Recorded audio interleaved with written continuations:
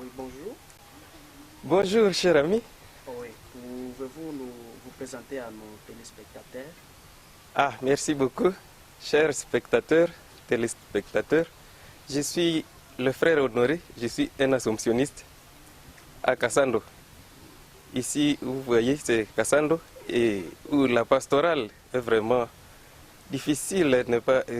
C'est une pastorale qui est vraiment entre le marteau et l'enclume suite à l'insécurité. L'insécurité bassorequer ici. Et nous sommes dans le doyenné Mbingi.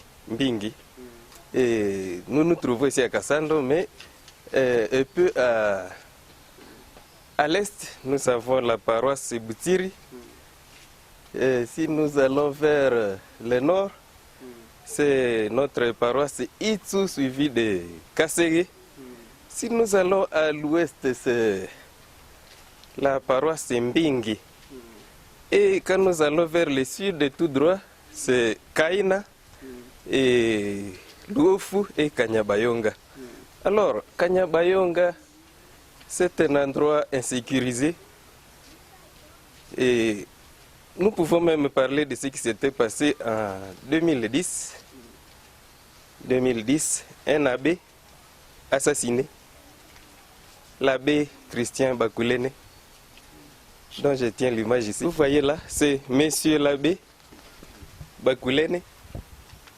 Et vous voyez la date.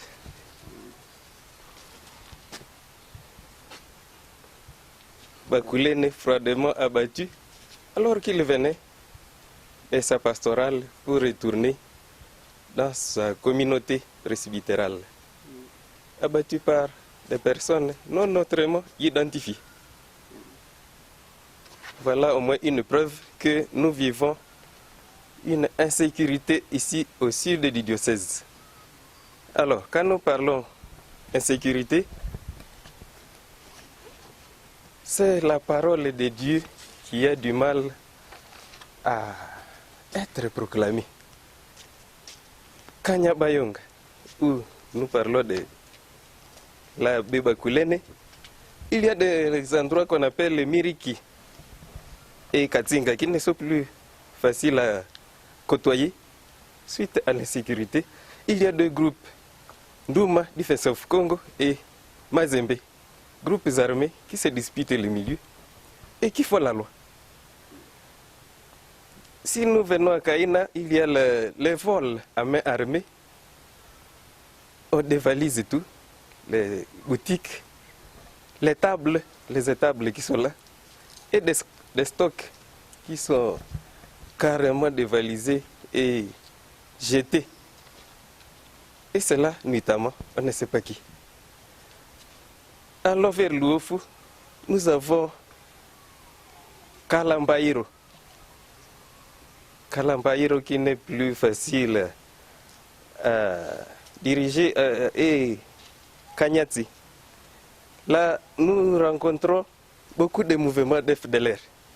Les FDLR font la loi et ce sont généralement les Nyatura qui sont venus sous forme d'agriculteurs, mais curieusement, ils sont armés. Que faire? On n'accède pas facilement à ces endroits. Et leur culture, c'est le cannabis, curieusement. Le cannabis, et ça, c'est un danger pour la population. Quand nous allons vers Boutiri, vers l'est, Boutiri, il y a une école qui est érigée tout près des camps militaires. Et l'école est carrément abandonnée à cause de l'insécurité qui a choisi domicile là-bas.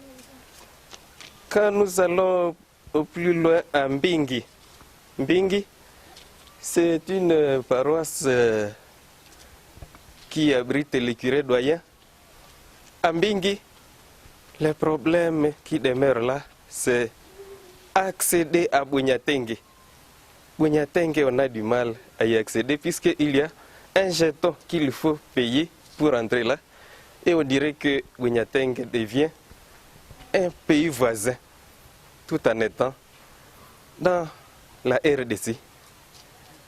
Voilà, avec Bougnatenge, il n'y a pas longtemps qu'il y a eu mort d'homme. Un enseignant qui n'a pas pu s'octroyer 1000 francs pour aller dans son champ. Et voilà, il a été abattu à cause de ça.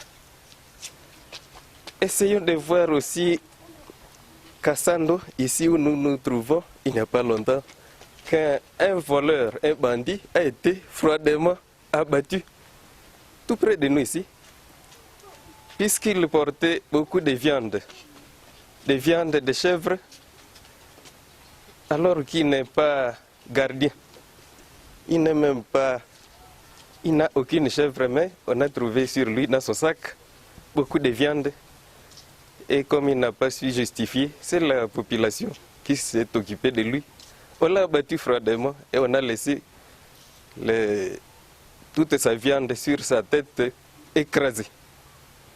Voilà combien l'état d'âme du peuple d'ici est monté jusqu'à ne plus savoir qui cause l'insécurité dans notre milieu.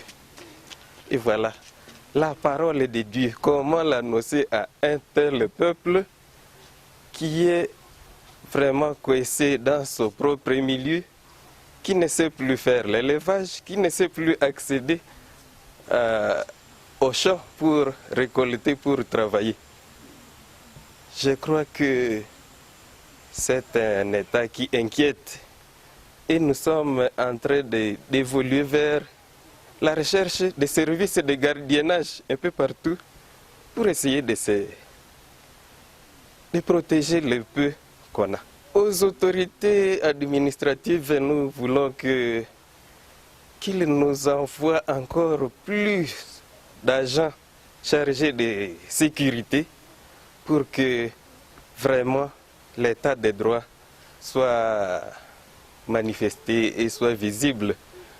Et aux agents pastoraux, il faut vraiment avoir la foi pour travailler là où les agents pastoraux sont déroutés par l'insécurité. Parfois, on n'accède pas à l'endroit où on veut aller. Et si on y accède, c'est parfois en retard, puisqu'il faut qu'on sache si l'accès est facile. Les dons, c'est encore qui? C'est le frère Honoré Siriwayo, assomptionniste. Et il est ici, je suis à la paroisse Notre-Dame de la Paix, Malkia wa Amani à Kassando. Nous vous remercions. C'est moi qui vous remercie. Des menaces, des destructions, des pillages notoires, on ne sait pas comment les dire. Et donc, 98, c'est toujours des troubles, jusqu'à l'évêque a été installé avec le diocèse de Butembo-Beni. C'était toujours les désordres qui se manifestaient aussi du territoire et particulièrement dans notre paroisse. On arrive à 2000-2002, les enfants ne parvenaient plus à passer les examens aussi d'ici. Tous les finalistes étaient toujours emportés d'ici jusqu'à Moulo pour aller passer l'examen parce que tout était rouge. Les sécurités étaient grandissantes dans le sud. En 2003, toujours les menaces, au point même de se déplacer. Le père François, le père Harry s'était déplacé à pied, en passant par Houtoué, on passe par Lobango parce que ça n'allait plus. Nous arrivons en 2010, voyez, on arrive même à venir fusiller l'abbé Bakoulène, à ma père là-bas. C'était toujours les armes qui circulaient par-ci, par-là, parce qu'il n'y avait plus de contrôle. Jusqu'à l'heure actuelle, tout ne va pas. On ne sait plus comment énumérer le nombre de milices, mais au moins c'est au gouvernement de Serifuli que tout ne marchait pas. On peut même d'aller installer les FDLR partout là. Après les FDLR, ce sont les groupes Maï aujourd'hui, les Mazembe, les Nyatura, les Ntouma, on ne sait plus comment les qualifier. Donc il y a beaucoup de groupes de milices qui pilulent dans les montagnes, comme même dans des grands centres comme notre paroisse, dans des petits centres commerciaux. Mais les civiques circulent ça et là, ils sont sans contrôle. Alors, l'état actuel d'aujourd'hui, comment vous jugez quand même ça par rapport à l'ancien? À l'heure actuelle, on ne sait pas ce que ça va donner, mais au moins, on essaie de respirer un peu, malgré les menaces qui continuent à se manifester, parce que au moins, il n'y a pas longtemps, le kidnapping venait de nous menacer. On a fusillé autant de nos fidèles dans la paroisse. À main armée, les gens arrivent à 19h, à 20h, on tue un fidèle, on s'évade. Il n'y a pas qui peut le poursuivre pour voir qui a fait cet acte ignoble. Aujourd'hui, bon, le kidnapping commence à cesser un peu. Mais au moins la cohabitation dans des quartiers, les militaires sont toujours mêlés avec la population. Et puis on s'est dit qui est militaire et qui est civil. Donc ils cohabitent et ça marque un peu, on ne sait plus comment gérer cette situation. Les bétails, ça n'en parlons pas. Les vols, c'est partout. Donc, les chèvres, les poules, les vaches, on les déplace pêle-mêle et on ne sait pas comment la population est devenue vulnérable. Donc, les fidèles n'ont plus les moyens de scolariser les enfants parce qu'ils n'ont plus de moyens. Les fidèles n'ont plus les moyens d'aller au soin parce que l'argent n'est plus. L'autofinancement, c'était un peu l'élevage et l'agriculture. Et comme les champs sont déjà dévastés, occupés par beaucoup de milices, les fidèles sont concentrés, ils sont coincés, enclavés au centre, ils ne savent plus comment se démener. Donc la vie est très compliquée parce que nous sommes menacés à cause de l'insécurité. La paroisse ne respire plus à cause des menaces de l'insécurité.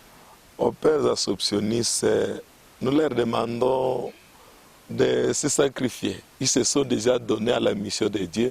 Malgré les péripéties, les difficultés, il faut qu'ils aillent en avant et qu'ils nous aident à évangéliser, à annoncer la bonne nouvelle, qu'ils nous aident à construire l'Église et le royaume de Dieu ici sur terre, qu'ils aillent toujours en avant malgré les menaces et les attaques multiples qu'ils subissent ça et là dans les paroisses. Et aux autorités politico-administratives comme militaires, qu'ils s'impliquent à la cause de la sécurité. Le peuple a tant souffert depuis Mobutu, Kabila, le père Joseph Kabila. Et voilà, nous entrons dans le régime de Tshisekedi, Tshilombo. Les fidèles n'ont jamais respiré l'air de la paix. Il faut qu'ils arrivent, toutes les autorités qui ont le droit de gérer la population et leurs biens, qu'ils s'impliquent afin que nous puissions un jour respirer l'air de la paix.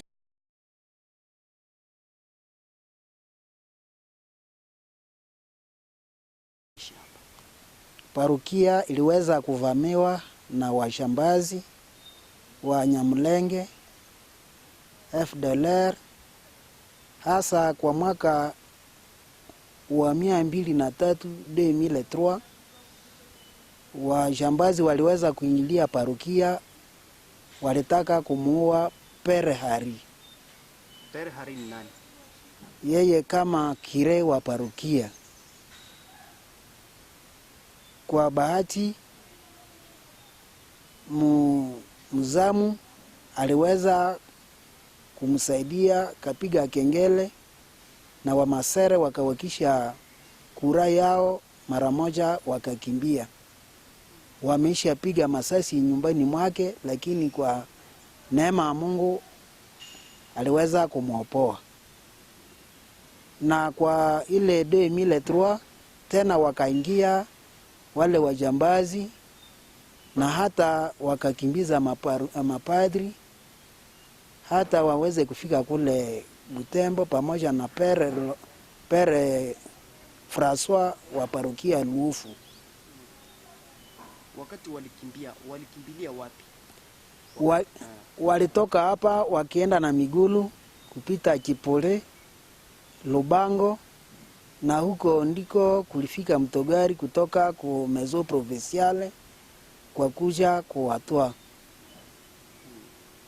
Waliishi pale Butembo muda kidogo tena wakarudia kwa parokia. Wakati walirudia, hewa ilikuwa na imekuwa mzuri ama? Hewa ilikuwa imekuwa shwari kidogo, na waliweza tena kukala karibu mwaka moja hapa parokia, na iko katika kaamani kidogo. Kwa mwaka wa 2005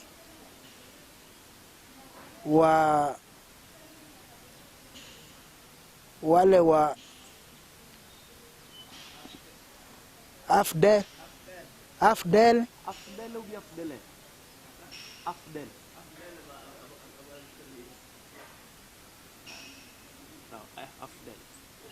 Afdel wakavamia tena parokia yetu, mapadri wote wakakimbia, hata wakaweza kupora mali yote iliyokuwa hapa parokiani.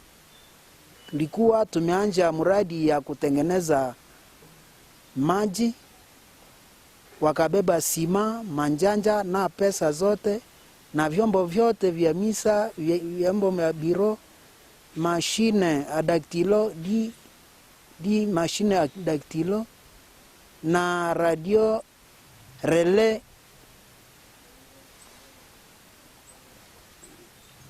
Wakati wabandia walifika huku, nyinyi kama Wakristo wa parokia Kasando, mulikuwa nafika kanisani ama muliacha kwanza kwa muda kidogo kanisa kufika kusoma misa? Hatufika tena nyumbani mwa Mungu, ila tu tulikuwa nasomea uma sekter Kiahulwa. Itu ilikuwa ndio mahali ambapo tulienda kusomea. Sasa kwa sasa unaona hali ya usalama namna gani hapa kwenye parokia? Paka sasa tu wajambazi wangali wanaendelea kutuvamia, kwani wameisha kubomola biro ya parokia karibu mara 10.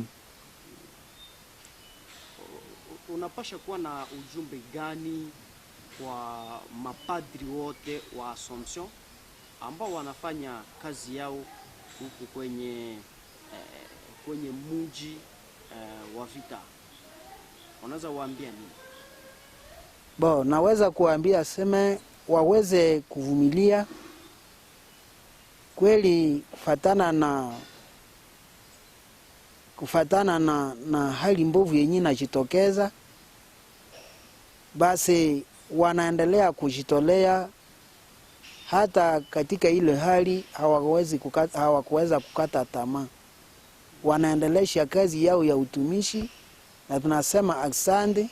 Mungu aendelee kuwabariki na kuwapa huyo moyo ya kuweza kujitolea siku kwa siku.